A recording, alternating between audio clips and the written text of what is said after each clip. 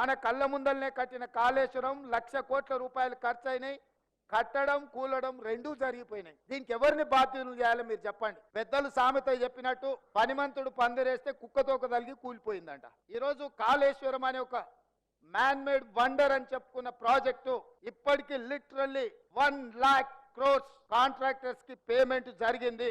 ఇంకొక 47,000 కోట్ల రూపాయలు నాకు తెలిసినంత వరకు రాహుల్ బొజ్జ గారు చెప్పాలి, 1,47,000 కోట్ల రూపాయలతో కాళేశ్వరం ఈ రోజు అంచనాలు పెరిగినాయి. 1,47,000 కోట్లలో 1,00,000 కోట్ల రూపాయలు ఖర్చు అయితే నికరంగా ఆయకట్టు 1,00,000 ఎకరాలకు కూడా ఇవ్వలేదు. 52,000 ఎకరాలకు మాత్రమే కాళేశ్వరం కింద ఆయకట్టు ఇచ్చిండ్రు. ఇది అఫీషియల్ రికార్డ్. 1,00,000 కోట్ల రూపాయలు ఖర్చు అయిన కాళేశ్వరం కట్టడం కూలడం పూర్తి కాకముందే జరిగితే ఈ లోపం ప్రజాప్రతినిధులలో ఉందా?